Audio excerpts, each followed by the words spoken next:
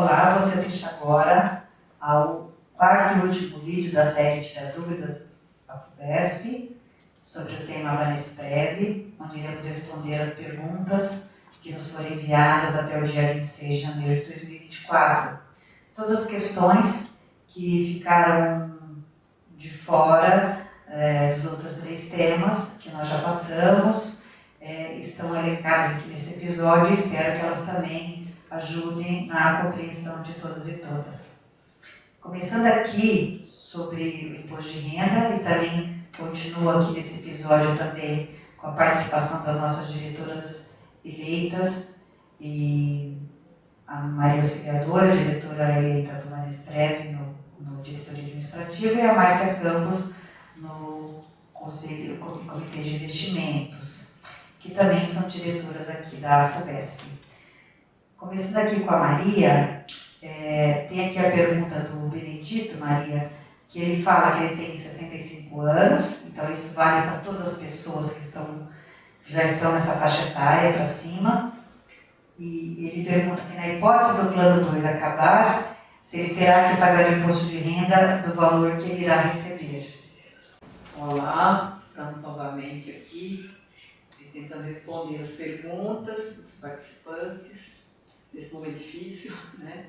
Bom, infelizmente, Benedito, sim, se você resgatar, né, se você resgatar o valor, não necessariamente você tem que resgatar, mas se você resgatar o valor, deverá pagar sim o IR. Lembrando só que quem tem 65 anos ou mais tem um valor a mais de isenção na renda para efeito do cálculo do IR. Então tem um valor de R$ 1.913,98, que é deduzido do volume global da renda, e depois disso, sim, esse restante do valor, que vai ser quase todo, né? Porque se você fosse resgatar, seria um valor imenso, aí vai ser colocado para que seja descontado aqueles valores em cascata da tabela do imposto de renda, que acaba sendo praticamente sobre o valor todo os 27,5, né? Porque os valores de isenção são muito baixos. Então, de fato, é uma grande perda caso você venha resgatar. Espero que não faça isso. Obrigada, Maria. Tem aqui a pergunta da Mirtz, que cabe para muitas pessoas também, a da Marina e a do Ricardo, que é sobre a aposentadoria por invalidez, né? Tem aposentadorias distintas, problemas distintos. Então, vou pedir para a Márcia nos explicar em relação no caso de retirada de patrocínio, no caso da pessoa ser isenta do imposto de renda por doença, se será descontado os 27,5% do seu imposto de renda. E depois, no caso de pessoas com invalidez, que adquiriram a doença no trabalho, como é que fica também essa questão do imposto de renda para essas pessoas? Olá, então falando especificamente das questões de imposto de renda, né? A Mirtz relata que é aposentada por doença grave, né? Então, mesmo que você já esteja aposentado, né, você pode adquirir uma doença grave e entrar nessa condição, que é uma condição legal pela Lei 7.713 de 88. Então, você tem o direito, se você se enquadrar naquelas doenças que estão elencadas nessa legislação, a ficar isenta do imposto de renda.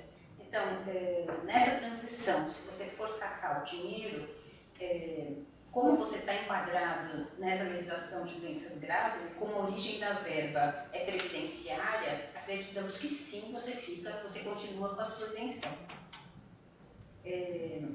Já o que a Marina relata aqui, que ela é aposentada por invalidez, ela é isenta pelo INSS, porém não é isenta no Vanesprev. Então, ela deve, não sei exatamente a situação específica, mas, por exemplo, para o Vanesprev, você precisa seguir esta legislação da isenção por doença grave. Então, você tem que passar por um médico do SUS, né? Tem que ser médico da rede pública, um formulário do SUS e tudo mais, para que você consiga a isenção do INSS. Parece que ela está com problema em fazer este caminho. Então, se ela não conseguir comprovar essa doença, não tem como ela conseguir a isenção dentro do Banesprev.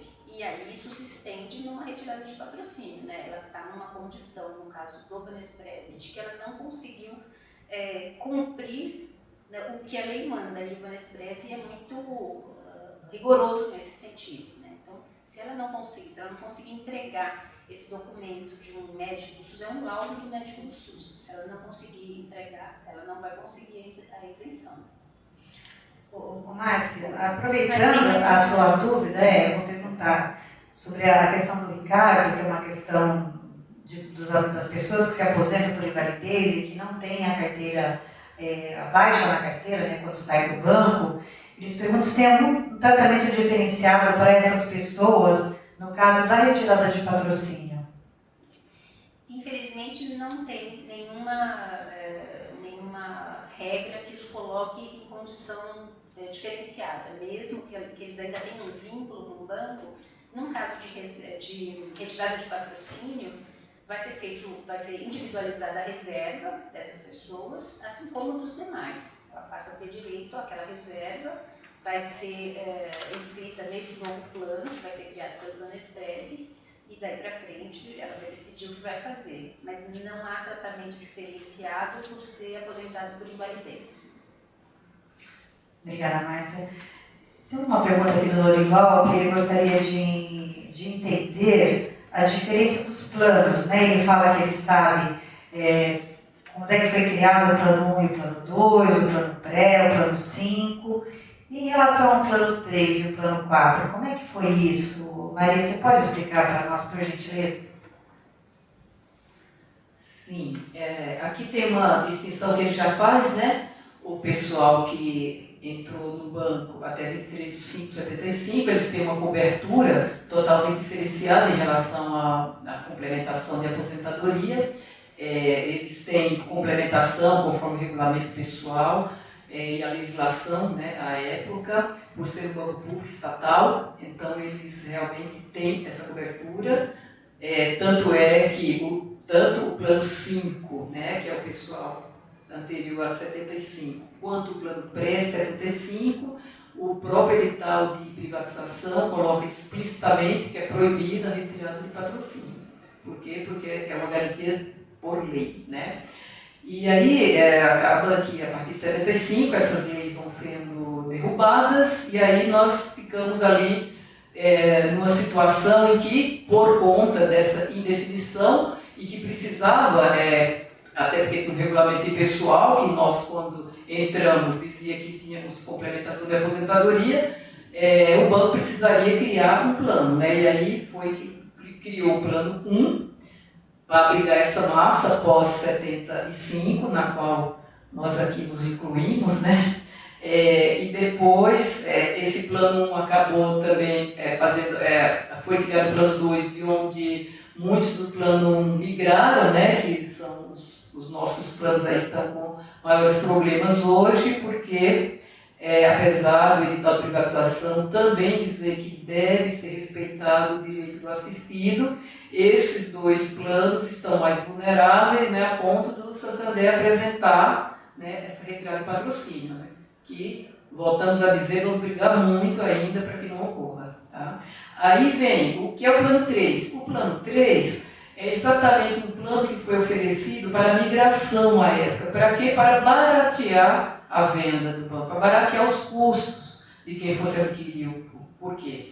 Porque o plano de benefício definido, né, caso dos planos 1 e 2, são planos, né, que têm mais direitos, ainda bem, né, mas para eles é mais risco, mais custo, e aí eles apresentaram esse plano 3 para a migração. É uma coisa muito parecida com essa migração que eles ofereceram ao plano CD agora, com o mesmo objetivo, reduzir o risco deles, diminuir, né, os custos.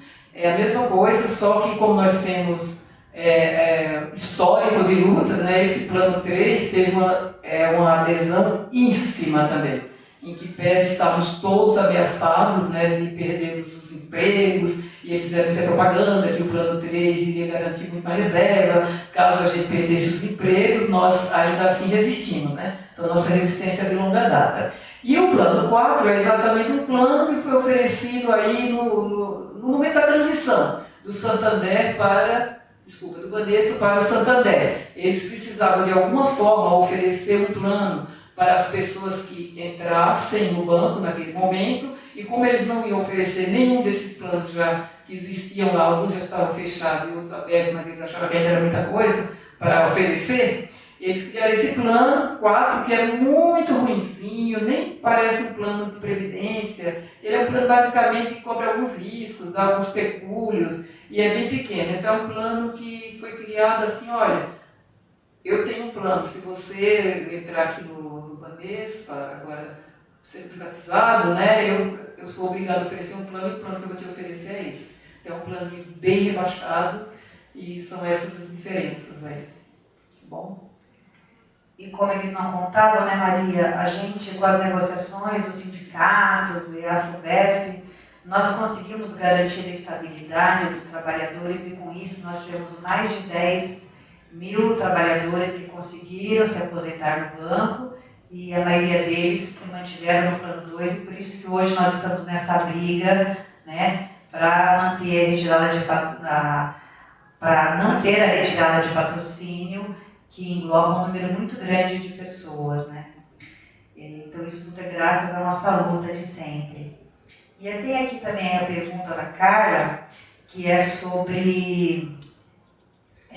chegou janeiro, né? Chega começo de ano, as perguntas sempre são recorrentes em relação ao imposto de renda, também em relação à divergência nos valores que são informados para a Receita Federal dos segurados. Ela pergunta por que sempre tem essa diferença, né, entre o valor que está lá na Receita, que a Banespa informa, e o que a gente recebe. Você pode nos responder, Márcia? Então, Carla, a única coisa que a gente pode dizer é que isso não deveria acontecer. O Banesprev deveria informar o mesmo valor para a Receita e para você. Esse é o óbvio, né? Questionamentos que a gente tem feito ao Banesprev sobre essa questão, eles devolvem uma negativa, dizendo que eles não fazem isso, que os valores informados são os mesmos. É o que temos a falar sobre isso.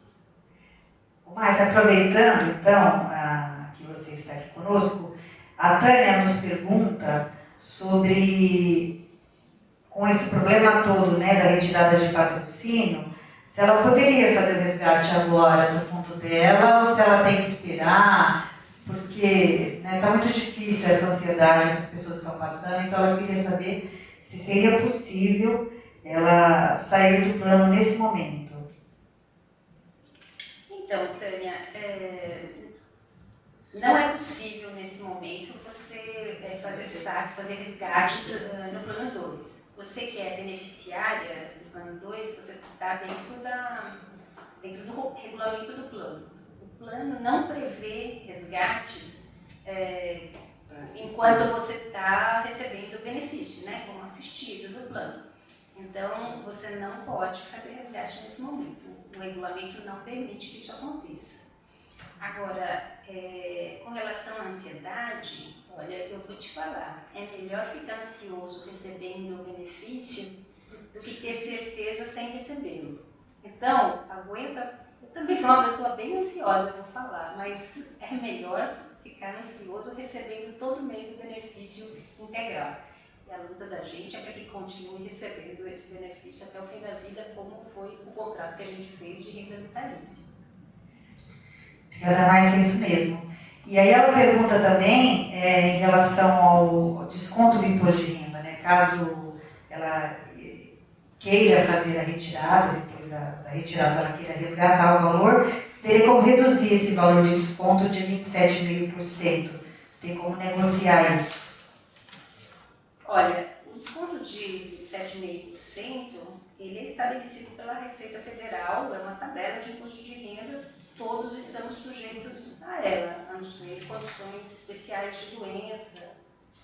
Enfim, não há como negociar. Então, a gente aqui tem conversado bastante sobre isso, já nos outros blocos falou também, a gente vai indicar, se vier a ocorrer a retirada de patrocínio, a gente vai indicar para que as pessoas se mantenham neste plano que vai ser criado, porque, primeiro, a união faz a força, estando todos juntos, teremos um plano melhor, com certeza. Então é isso. É claro que você vai poder optar por sacar depois, sim, depois do processo de retirada de patrocínio, mas aí você vai cair na tabela de custo de vida fatalmente. Obrigada, Márcia. Uma outra dúvida dela e de muitas pessoas é que sempre quando chega janeiro tem reajuste do valor do pagamento do INSS e aí tem uma mudança, né, na correlação entre o aumento do INSS e a redução do benefício que é pago pelo Banesprev. Maria, explica pra gente como isso funciona. Essa realmente é uma dúvida recorrente, né? E é uma particularidade, gente. Por quê? Porque nós do Banesprev, nós recebemos os rendimentos do mês no próprio mês. Quando você está numa empresa que paga os rendimentos do mês no mês seguinte, e assim é o INSS, ele paga a competência de janeiro, ele paga em fevereiro, tá certo?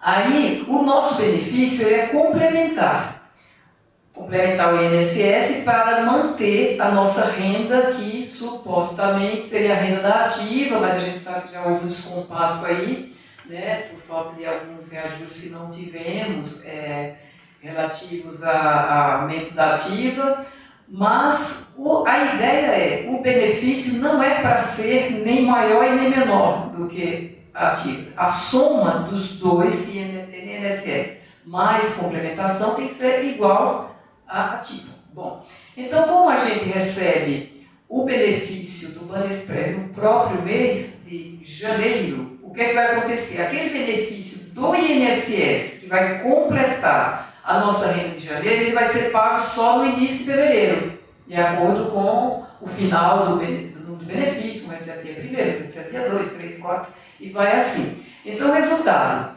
para que não haja um aumento desse global da nossa renda, né, o que é que ocorre? No mês de janeiro, o Banesprev já deduz da nossa renda o valor relativo a esse aumento do INSS que nós vamos receber em fevereiro, lá no início. Então, o que acontece é que é somente uma compensação que você vai fazer porque você recebeu antecipadamente no próprio mês o benefício do Banesprev. Se o Banesprev, por exemplo, pagasse lá na frente, iria pagar junto, você não ia perceber esse descompasso. Mas como a gente recebe no próprio mês, todo mês de janeiro vai ter esse descompasso. Você vai receber um pouquinho menor no seu benefício de janeiro, porque você vai receber um pouco a mais em fevereiro, relativo a janeiro, na competência do INSS. É só isso. Quisera que pudessem receber bem mais e que pudessem receber muitos aumentos e que pudesse extrapolar tudo isso. Mas essa é a regra, gente. Tá lá. Obrigada, Maria. A última pergunta, e não menos importante, a Malu aqui, ela fala sobre transferência de funcionários, na verdade deve ser transferência do plano 5, do plano pré, para o Santander Previ. Como ela não fez uma pergunta clara, eu imagino que ela queira saber como é que está o processo, né, em relação à transferência do plano 5 e do pré para o Santander Previ, a transferência do gerenciamento. Maria, por favor. Bom, sobre o processo está dentro da Previc, assim como também está dentro da Previc o processo de retirada de patrocínio, né? Esperemos que realmente demore muito, até nem ande, de preferência nem ande, porque a gente vai brigar para que isso não ocorra, né? Então, tanto a transferência de gerenciamento não é uma boa coisa para quem está dentro do Banesprev e de repente vê o seu fundo, né? O seu plano ser transferido para uma outra entidade, você dentro do Banesprev sempre a vida inteira, não é não é a melhor coisa, você quer ficar ali, né, onde você sempre esteve, onde os planos foram criados, né, com a governança que tem lá do Banesprev. E por que exatamente esses dois estão indo para Santander Prev? Então, exatamente porque eles não podem tirar o patrocínio, como eu falei lá atrás na outra resposta. Como são planos que são pré-75, tanto o plano 5 quanto o pré-75, os dois são planos que abrigam as pessoas que entraram no banco antes de 75. Então, está explícito no edital de privatização de que é proibido a retirada de patrocínio. Então, como não pode tirar patrocínio, né, e a ideia, até onde a gente está entendendo, é sempre esvaziar o Banesprev, esses dois planos, que são o 5 é um grande plano, é um plano ali mais ou menos do tamanho do plano 2, acho que até um pouco maior, né, e o plano pré é pequenininho, mas é de pessoal de renda mais elevada também, então são planos que infelizmente deverão sair do Banesprev e carregarão uma grande parte das reservas do Banesprev. Então o Banesprev fica bem reduzido, né, na estrutura do Banesprev, porque além da retirada de patrocínio dos planos 2 e 1, também vão levar embora o plano 5 e pré-75. E sorte deles que eles não podem tirar o patrocínio, porque se pudesse, pode ter certeza que eles estariam conosco dentro do projeto de retirada, do processo de retirada de patrocínio que está lá dentro da Prev. É isso. Bom, nós, nesse caso desse plano desse gerenciamento, nós entramos com a ação na justiça, nós perdemos a liminar, a ação corre, mas ela ainda está tramitando, né? Não temos nenhuma novidade. Mas porque também está tudo parado na Previc, como a gente já falou em outros episódios, né? Ela está tudo parado lá na Previc, nada realmente vai andar até que se mudem as coisas lá nas solicitações, na denúncia que nós fizemos na Previc e nas solicitações que a Previc fez também ao Banesprev, que eles ainda não cumpriram. E também, gente, o banco quer acabar com o Banesprev por conta da nossa governança, é claro, né? Porque no plano, no Banesprev, além de termos um assento no Conselho Deliberativo, no Conselho Fiscal, nós ocupamos a diretoria financeira, que não está nesse momento, por uma questão que todos já sabem aqui, mas que é ilegal, com o diretor administrativo, comitê de investimento e também nos diretores administrativos. Então, tudo isso, e o comitê de investimento, acho que eu já falei também, com tudo isso, o banco não tem interesse que a gente fique lá dando pitaco, embora o dinheiro seja nosso, ele quer cuidar sozinho. Então, uma pergunta aqui que veio do José Francisco, primeiro agradecer aqui os elogios, viu, José? Nós não somos fortes porque estamos juntos, né? Mas ele pergunta aqui em relação às negociações políticas, que ele gostaria de saber uma posição, e ele fala que o nosso prejuízo será imenso se isso acontecer, e é verdade, e o que podemos contar a nosso favor? Bom, a gente sempre esteve na luta defendendo, é por isso que nós estamos já há 23 anos da privatização do banco, que a gente continua tendo cabeça em Banesprev, diferente de muitos bancos estatais que há muito tempo já não tem mais nada, né? Então isso já é uma luta. Agora, o que nós temos feito, né, dessa última etapa, né? Desde o governo de transição, a gente esteve lá conversando com o pessoal que estava no governo de transição para falar dos problemas todos que envolviam as entidades de patrocínios, todas que foram enviadas no último governo, aproveitando aí toda a brecha que foi colocada. E aí, por conta disso, eles pararam todas as transações na Previc. Assim que o novo ministro tomou posse, que foi o ministro Lupe, nós também agendamos uma reunião com ele, fizemos denúncia com Padilha, e depois na Previc nós fizemos várias denúncias de irregularidades que a gente já vinha fazendo, mas fizemos outras tantas mais a partir desse ano, de 2023. Nós tivemos na Previc várias vezes também para levar essas denúncias, e além de audiências públicas, né? Nós tivemos mais de 20 audiências públicas no estado de São Paulo, denunciando o que a cidadania estava fazendo conosco. Teve uma audiência pública muito importante do Vicentinho aqui na LESP, em novembro, que foi também sobre a retirada de patrocínio, e em dezembro nós participamos de uma nova audiência pública lá em Brasília, que foi solicitada pela deputada Érica Cocai também, para falar da retirada de patrocínio. Lá estava presente o presidente da Previ, o presidente do Banesprev, o Jarbas da Abrap, enfim, todas as pessoas, o pessoal da Previ que estava lá. Tinha acabado de sair a nova regulamentação, ali a norma 59, e aí a gente também, ali fizemos a nossa defesa. Então, assim, a gente tem procurado todos os meios. Fizemos também um ato, né, quando, em novembro, quando se completou 23 anos da privatização do banco, fizemos um grande ato aqui no centro de São Paulo, e abaixo assinado, também coletamos mais de 10 mil assinaturas, entregamos também na Assembleia Final que teve na LESP.